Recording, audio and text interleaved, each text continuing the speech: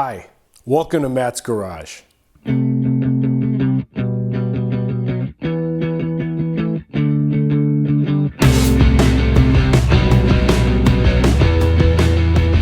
This is my first day back, our first real work day back since I got back from Bronco Super Celebration and my work trip. I still have Sunday morning eyes, not because I did anything particularly wild last night, it's just because I'm old.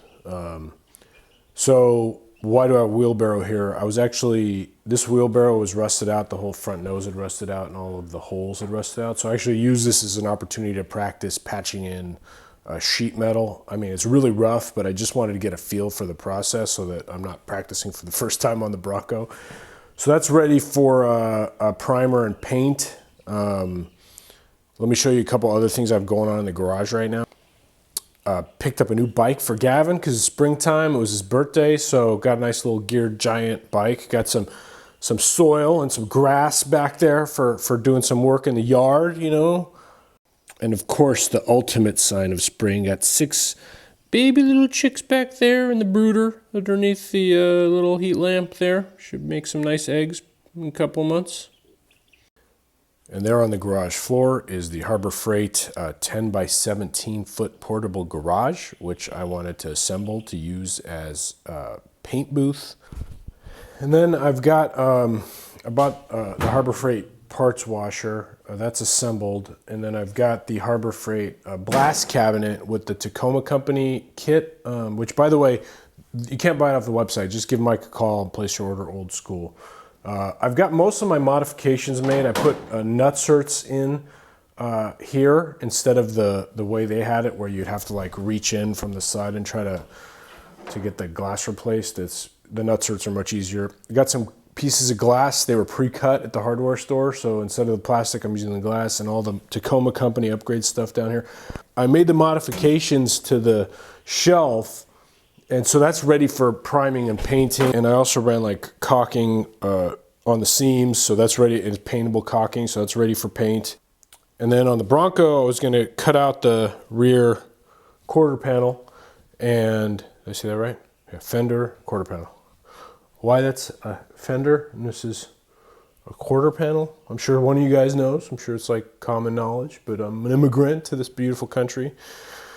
So I wasn't around in the Ford Dodge days, and neither were any, my family members were, you know, like herding goats in the mountains of Armenia or something. So I have no idea why this is a quarter panel and that is a fender, and why that is a guitar fender and the quarter panel. It's really like a third. It should be a third panel. It should be the rear third panel, and that should be the front third panel. RTP, FTP. That's how I would do it. In the door section, the DS.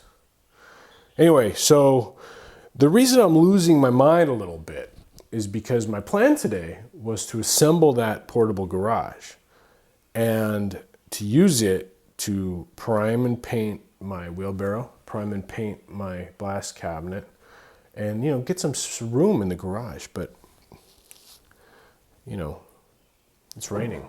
It's been raining for 5 months now. It doesn't stop raining. Every time I want to work, it's raining. You can't paint when it's cold, and you can't paint when it's wet. So I don't know what I'm going to do. When am I going to finish this damn car? I don't know. Stupid Seattle. Beautiful. It's great. Whatever.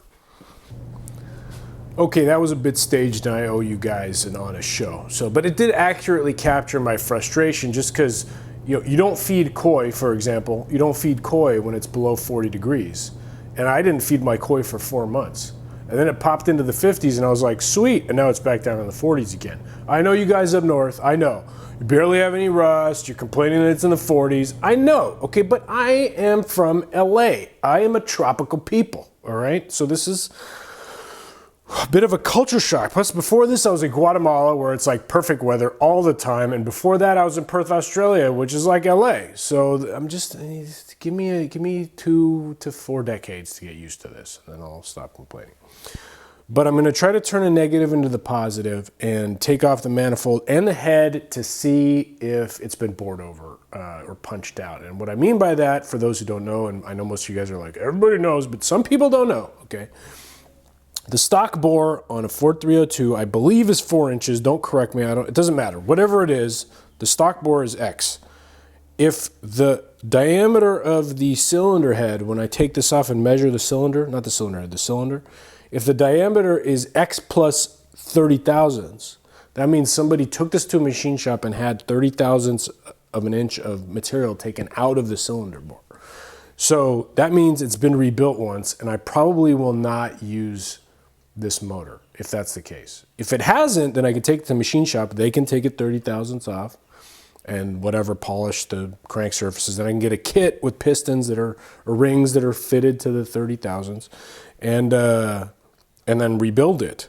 So the next guy, like 40 years from now, who rebuilds this Bronco again, will be like, I hope it's not bored out. But that'll be like 100 years after it was originally built. So he's got to figure something's wrong. So that's what I'm going to do today. Maybe cut the quarter panel off. I don't want to stress out the chickens. Isn't that stupid, right? I mean, I can't even buy a tailgate for this Bronco for the cost of 100 of those chickens. And I'm worried about stressing out 6 of them with noise. But what can I'm a nice guy. I don't want to, anyways. These are first world problems of a lucky guy who's got 4 cars and is complaining about not being able to restore one of them fast enough.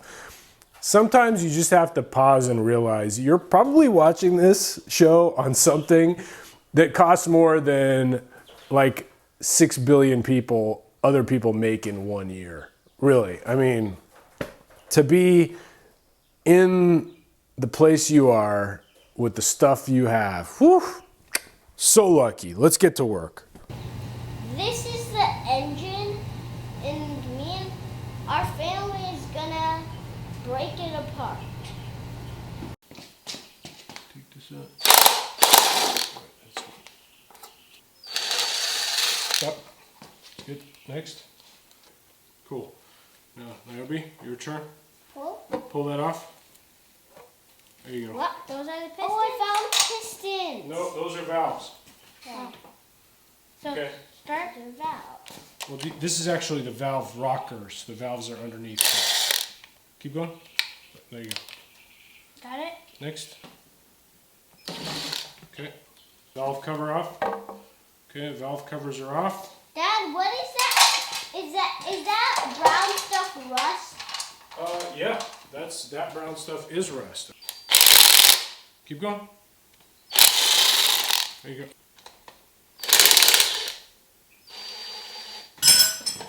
This is the intake manifold. The carburetor sits on top of here and mixes fuel.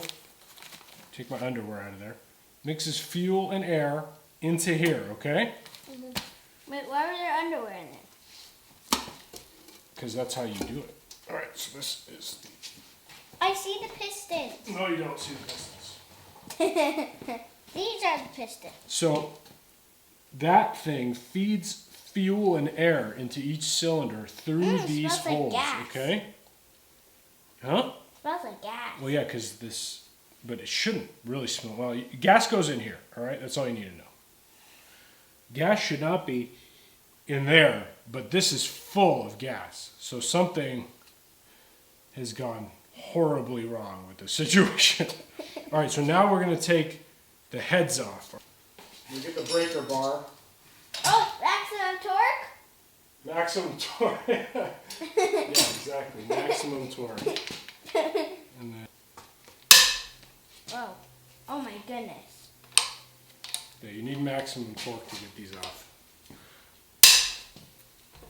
Remember when you said maximum torque was the trick? Is it engine heavy? Yeah.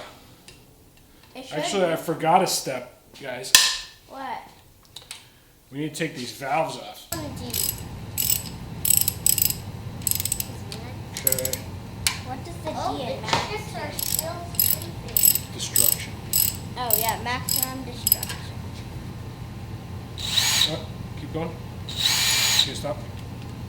Just enough to get this off. Whenever I get jerked, I jump off or something. Yeah. So, a word of safety when you're doing this with kids, be careful. This there's something wrong with this, and when it would torque, it would hit the drill would hit Gavin in the stomach. So he's probably a bit too young to be doing this. But it's my mistake. It shouldn't have been doing that because I loosened it, but something is up with this valve. So I'm just going to hold it to make sure you don't get smacked in the stomach again, all right? Stop. Go ahead. Stop. Here's what you need to do is track which, they need to go in order, okay, if we reuse them, which we won't. But if we were going to reuse them, we would want to track what order they came out in. It's bent. It's just not, something's It wrong was with this. jerking Gavin's hand. Anyway, I lost my nut. Leave my nut here. And my tummy still hurts. It does, I bet it does. You could have took a good hit to your stomach. So it hit my arm, and then my arm hit my stomach right fast. I was like a This really isn't for kids, what we're doing. No, these are for kids. These are for kids, but this one is very bad for kids. Yeah. It will kill the kids. No. Well, let's not get dramatic here. And what about the valves? Huh? Yeah. What about the valves? What about the what? Valves. Okay, the valves are going to stay on. We're going to pop the heads off with the valves on, okay? Because there's no pressure on them anymore. But what I'll do is I'll use a valve. Well, I'll use a magnet, and we'll get these out. All right? Okay. So that rod that I pulled out is pushing down on that, and that's riding on the camshaft, which is in there. Okay, so the camshaft pushes this. This pushes the rod. Right? And this pushes this up like this, and that pushes the spring down like that and opens the valve. And that's how an engine basically works. And then what do the pistons do? Where are the pistons? We're going to see them. Hold on. So Be patient. Be patient. You take off all this? These you keep in order also. Okay?